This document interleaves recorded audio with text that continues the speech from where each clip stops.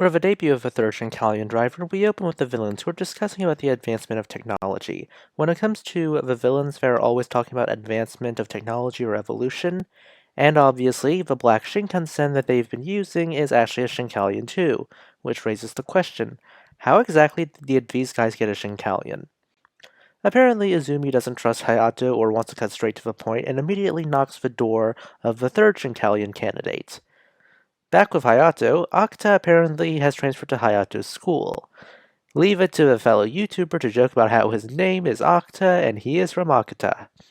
Akita snaps at Hayato to not give out his backstory to her, and I just love his expression right here. What the hell did he get into? So the villains made off with the steam locomotive at the village from before.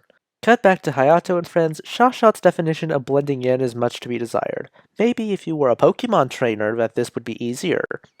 Naturally, when Azusa comes by, Hayato and Akta book it. Their big mission is to basically talk the third boy into becoming a Shinkalion driver. Akta is confident that Hayato will be able to talk him into it, so apparently they're holding a banner and it doesn't work because, get this, the candidate passed out on the train. The boy introduces himself as Suranuki. You might recognize his voice as the voice of Bubble Girl from My Hero Academia. No, seriously. As a first impression, you get the idea he's a country boy, and Hayato wants to woo him with the trains. However, Suranuki has no interest in trains. Instead, he has an interest in something else, ancient civil engineering like dams and moats. Specifically when he talks about how moats were dug by human hands without the advanced technology they have today. Dude must love the Grand Canal of China. Akita calls him an engineering geek, which, yeah, he does come from a long line of those as well. Hayato takes Suranuki to a conventional rail, not a bullet train, on the Yamanote line. This line was built during the Meiji era. It was during the era where Japan was poor, no doubt because overhauling the government, dealing with samurai rebellions, and unequal treaties cost the government a ton of money, so they innovated and built the line by taking advantage of the lowlands. So yeah, minimal excavation work, took advantage of a lowland, art from adversity, or rather, well, engineering from adversity. Hayato and Suranuki get along, bonding over their love of trains together because, you need to engineer a train. Trains need tracks, yada yada yada. Akita has no idea what's going on, and he is currently the most relatable character in this bit. One of the things I do appreciate Shinkalion for doing is giving us these scenes with the adults just talking to each other over the fate of their children. I do get the vibe that the parents and adults share the whole we're flawed people bit.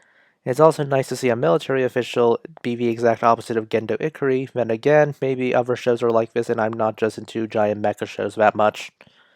As for Suranuki, we get the backstory about how people came together in his village after all the travel in the snow was difficult, so they decided to bore tunnels instead, appreciating the power of people coming together.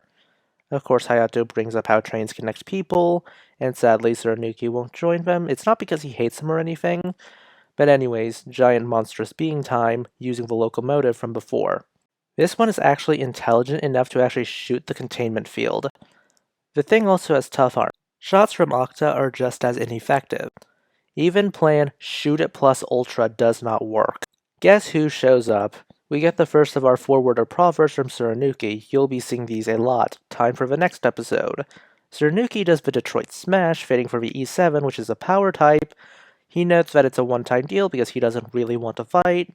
Another one of his proverbs. Basically, the three Shinkalions and the Iron Steamer run out of steam. Suranuki leaves, saying this is a one-time deal. Akta is more pessimistic about whole talking him in by going to his actual home bit. But then he runs into Akta, who swears he's there less for Suranuki and more about the bean cakes. Suranuki has an actual job. Child labor, everyone.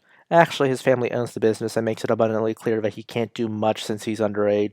We learn that his father died, and the reason he's like this is because, well, you get the idea. Even his mom thinks he's excessive about this. His mother seems to believe Suranuki is just working himself dry of these things. Apparently the only time he's actually happy was when he was with Hayato and Akta, and before you ask, she knows about the Shinkalions. I do like this moral that there is a difference between what you think you must do versus what you want to do. And based off the students I deal with, because they were processing grief at the time, which is like 2 middle schoolers at most, they were just processing the grief by giving themselves responsibility in order to avoid processing something else. Guess who gets called away for giant monsters being deployment? In a conversation with his mom tells him to stop acting self-important and stop being like this, and tells him to just go get in the robot, basically. The E7's weapon is a drill. And while he gets kicked around by the iron steamer, we get some conflict between Suranuki and Octa because, they're still kids.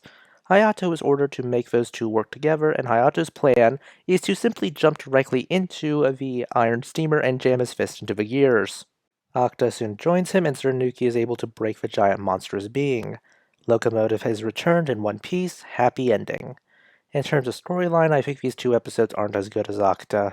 And while I do enjoy Suranuki, it's probably because I found myself looking like Octa whenever he goes on about engineering trivia, even though I do know what's going on and what he's talking about. And while the final showdown does give you the impression of Octa and Suranuki's development and dynamic, I do wish the focus wasn't on Hayato forcing them to work together. Rather, I would like Suranuki to figure out that he can't muscle his way out of this and decide to submit to being part of a team, rather than have Hayato charge and everyone following his lead. That way, Suranuki is able to keep the spotlight in his own 2 episodes.